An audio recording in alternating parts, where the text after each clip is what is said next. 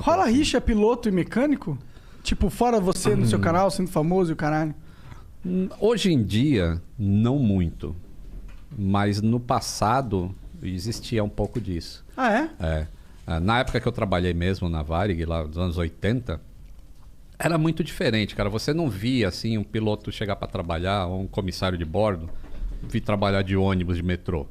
Isso não existia. Era um glamour, assim, era um... Pô, essa profissão é um negócio top. Então, todos eles tinham carro, todos eles compravam apartamento. E o pessoal da manutenção era mais a ralé. Era, como é que você chama? Humilde, a burguesia. Burguês e humilde. Membro burguês e humilde. humilde. Então, membro humilde. Então, a gente era o outro lado lá, ia de ônibus. Se eu sou piloto, meu amigo, tem um cara que eu não ia querer arrumar problema, era com o mecânico do avião como voar. Parando pra pensar, né? Cara, tá maluco. Eu ia querer ser amigo de todos os mecânicos Eu que também, tem mano. na Tá empresa. maluco?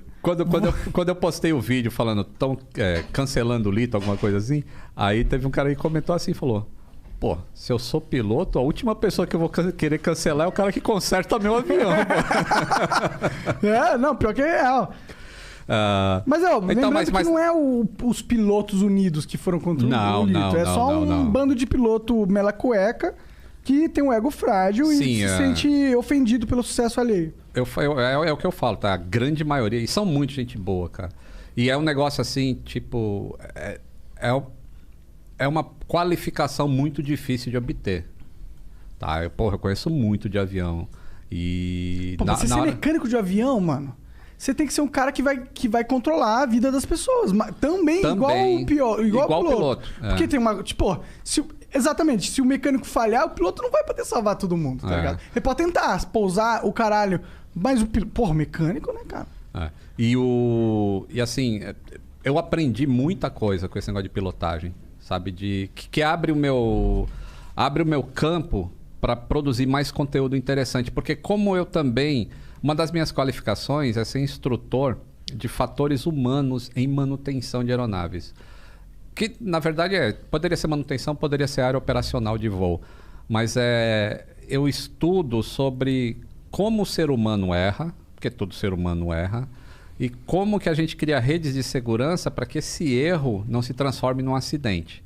Então, esse é um dos campos que eu estudo. Isso é legal. E, tipo, eu jamais teria ideia, usando simulador, de algumas coisas que eu tenho agora quando eu tô pilotando sozinho. Entendeu? Eu tô fazendo um voo sozinho e eu tenho algumas percepções que eu não teria usando simulador, que é que nem ele falou, porra.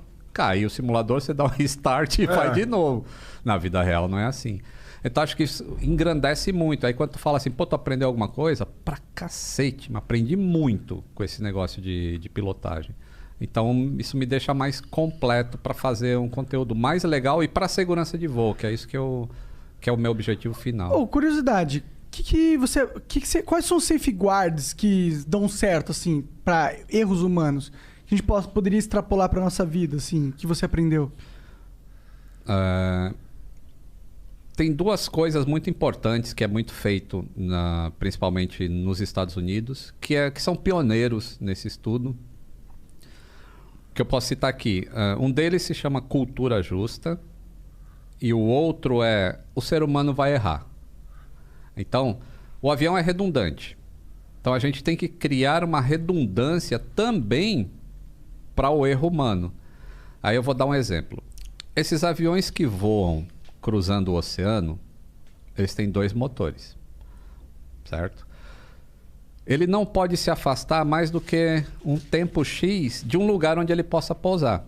E esse tempo X tem aumentado cada vez mais. Então, começou com 60 minutos, 120, 208. Hoje você pega os aviões de última geração, o A350 ou o Boeing 787, são 330 minutos longe de um lugar que ele possa pousar. Isso dá 5 horas e meia. Entendi. O que significa? Que ele pode se afastar 5 horas e meia e perder um motor, por exemplo, e ele vai conseguir pousar em outro lugar sem problema. Então, existe a redundância já em todos os sistemas do avião. Mas o que acontece se um ser humano vai mexer num gerador elétrico do motor esquerdo e ele tem um problema na bomba hidráulica do motor direito? Aí você só tem um mecânico. Aí o cara vai aqui, mexe no gerador, aí consertou. Aí ele vai lá e mexe na bomba hidráulica, consertou.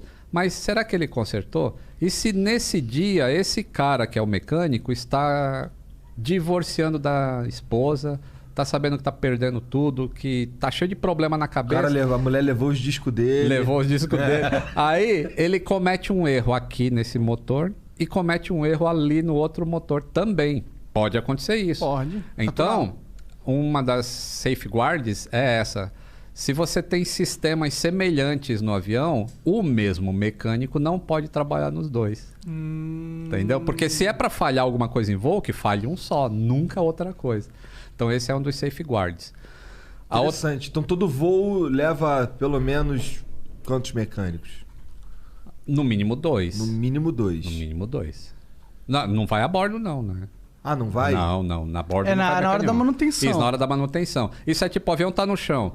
Se quebrou sistemas semelhantes entre dois motores, você não pode... Isso se chama dual maintenance. A gente tá falando dos motores mesmo, do lado de fora. Não é? Isso, do lado de dentro não tem nada que o cara possa fazer. Também tem sistemas internos, né? Que pode mexer. Mas, tipo, a maioria é do lado de fora. Ou vai estar na barriga do avião, ou vai ser comando de voo. Existe uma lista de sistemas críticos... Não críticos. Lista de sistemas essenciais para um voo ETOPS, que é esse voo que cruza oceanos e fica longe de um lugar para pousar. Qualquer desses sistemas essenciais não pode ser mexido pelo mesmo mecânico na mesma visita. Entendi. Ou seja, no mesmo trânsito do avião.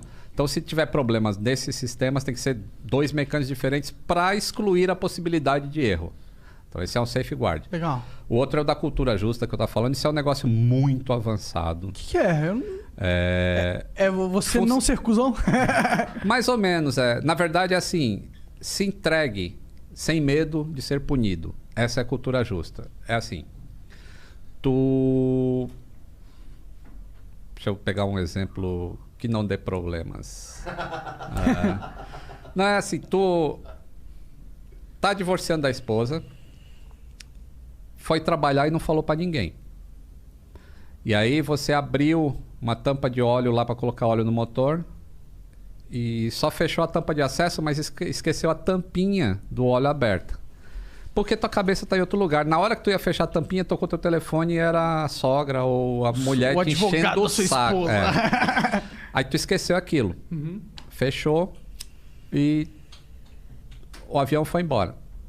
Aí em voo vai dar algum problema, vai dar alguma indicação de que, pô, tô perdendo pressão de óleo lá, então acontece. Aí quando o avião chega num lugar lá, descobre que a tampinha tá errada, tá aberta. Aí o que você que cometeu o erro faz? Empresa, eu cometi uma cagada lá, eu deixei o negócio aberto, porque eu não... Aí existe um formulário, é tudo uma sequência assim, sabe? Você fala... Quanto foi tua última refeição antes de trabalhar? Quantas horas você trabalhou antes de cometer aquele erro? Quantas horas de sono você teve na semana?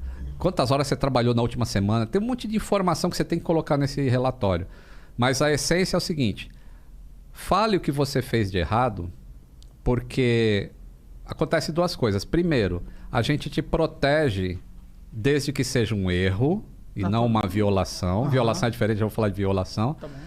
A gente te protege desde que seja um erro e, ao mesmo tempo, a gente está aumentando a segurança, porque sabendo que isso aconteceu com você, a gente pode criar um mecanismo de que outras pessoas que passem pelo mesmo problema simplesmente falem para o chefe, puta, tô divorciando, caralho, então você não vai trabalhar nesse avião aqui, você vai fazer outro tipo de serviço. Então, isso é a cultura justa. Mas a cultura justa não serve para violação. Violação é o seguinte... tu pega um manual de instruções para fazer qualquer coisa no avião. Então tem lá, né? Tire o parafuso A, o B, o C, põe uma saia cor-de-rosa e depois você põe o parafuso E no lugar, beleza? Beleza, aí tu vai, não vou botar aquela saia cor-de-rosa não, eu não quero passar vergonha. E aí tu pula direto pro E. Aí o que você fez? Uma violação. Por quê? O documento pede para você botar a saia rosa e você não botou. E aí, se der um problema em voo e forem investigar, não adianta você dizer, pô, eu não botei a saia rosa porque... Não, mas não está escrito que tem que botar? Tem, mas eu não... Não, você cometeu uma violação. Essas violações, elas são feitas willful, como que é isso em português? De vontade própria. Isso, de vontade própria, assim. Você sabe do que é certo, mas você escolhe um caminho errado para chegar no mesmo resultado. Isso é uma violação. Aí a violação não tem proteção da cultura justa.